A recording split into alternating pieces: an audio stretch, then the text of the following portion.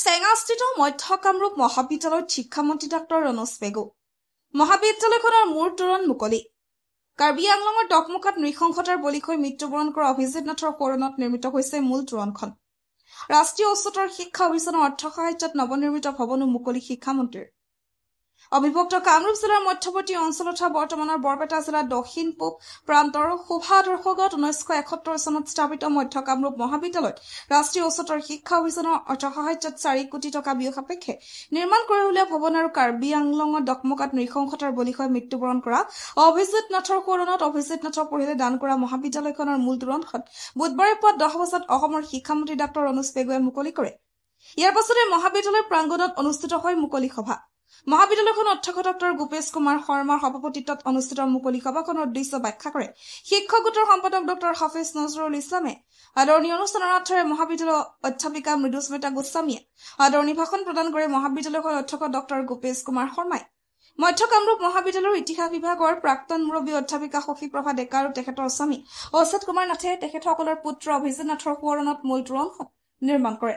18 লাখ টকা ব্যয় সাপেক্ষে নিৰ্মাণ কৰিছে এই তোৰণখন। তোৰণখনৰ নক্সা প্ৰস্তুত কৰিছিল প্ৰয়াত ভাস্কৰ্য শিল্পী নুৰুদ্দিন আহমেদে। মুকলি সভাত শিক্ষামন্ত্ৰী ডাক্তৰ ৰণোজ পেগুৱে ভাষণ প্ৰসংগত কেইবাটাও গুৰুত্বপূৰ্ণ মন্তব্য আগবঢ়ায়। বৰপেটা চেঙাৰ পৰা লাচিত বায়ানৰ report North East Frontier News. জিলাৰ এখন উল্লেখযোগ্য মহাবিদ্যালয় চেঙাত অৱস্থিত। আজি এই মহাবিদ্যালয়খনলৈ মই আহি ৰাষ্ট্ৰীয় উচ্চতৰ শিক্ষা অভিযান যি পুৰণি ৰুচা বুলি কওঁ তাৰ অধীনত প্ৰদান কৰা 4 কোটি টকাৰে এটা সুন্দৰ দুমহলীয়া একাডেমিক বিল্ডিং তাক আজি মই শুভ উদ্বোধন কৰোঁ। লগতে কাৰ্বি আংলঙত এক দুৰ্ভাগ্যজনক ঘটনাত প্ৰাণ হেৰুওৱা অভিনীল কাণ্ডত প্ৰাণ হেৰুওৱা অভিজিত নাথৰ স্মৃতিত তেখেতসকলৰ পিতৃ মাতৃ এই মহাবিদ্যালয়খনৰ কাৰণে এখন তোৰণ নিৰ্মাণ কৰি দিছে আৰু সেই তোৰণখনৰো আজি মই দুৱাৰ উন্মোচন কৰোঁ। প্ৰায় 1100 ছাত্ৰ ছাত্ৰী বৰ্তমান আছে এইখন মহাবিদ্যালয়। আজি মই আহ্বান জনাওঁ এই মহাবিদ্যালয়খনক লাহে লাহে মাল্টিডিচিপ্লিনাৰী মহাবিদ্যালয় হিচাপে গঢ়ি তুলিব লাগিব। ছাত্ৰ ছাত্ৰীৰ ইনটেক কেপাচিটি আমি বঢ়াব লাগিব আৰু তাৰ কাৰণে এটা পৰিকল্পিতভাৱে আগবাঢ়ি যাব লাগিব। ৰাস্তাটোৰ কাষতে অৱস্থিত মহাবিদ্যালয়খনৰ যিখিনি সুবিধা আছে যথেষ্ট মাটিও আছে, গতিকে আমি পূৰ্ণ সহায় সহযোগিতা আগবঢ়াম। 1.5 লাখৰ পৰা 2 লাখ ছাত্ৰ ছাত্ৰী গ্ৰেজুৱেট হয়। তেওঁলোকৰ সংস্থাপনৰ স্থান ক'ত, এইটো এটা ডাঙৰ প্ৰশ্ন।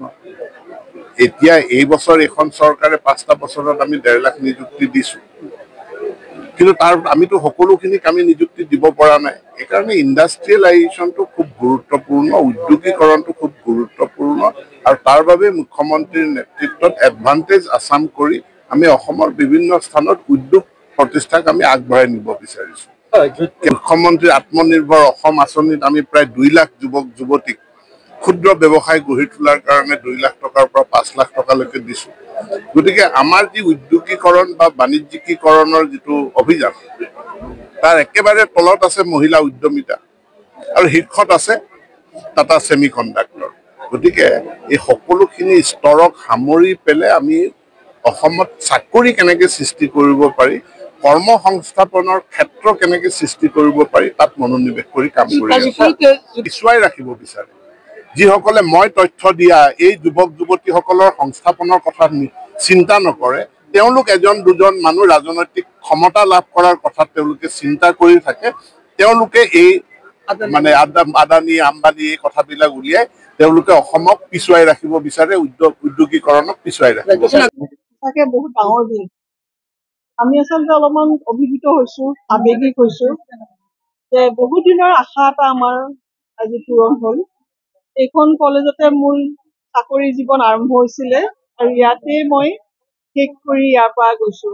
আৰু ইয়াৰ মাজতে মই এই চাকৰি জীৱনতে মই তেতিয়া এনেকুৱা ইমান ধুনীয়া বিল্ডিং এনেকুৱা নাছিলে, ভগা মানে দৰ্জাৰ বেৰা ৰুম আছিলে, ক্লাছৰুম আছিলে, আমাৰ কমন ৰুম আছিলে, তাতে অতিবাহিত কৰি তেনেকে থাকোঁতে ডেফিচিট হ'ল আৰু তেনেকে মোৰ মানে বিয়াও হ'ল আৰু মোৰ একমাত্ৰ পুত্ৰ অভিজিতৰ জন্মও হ'ল।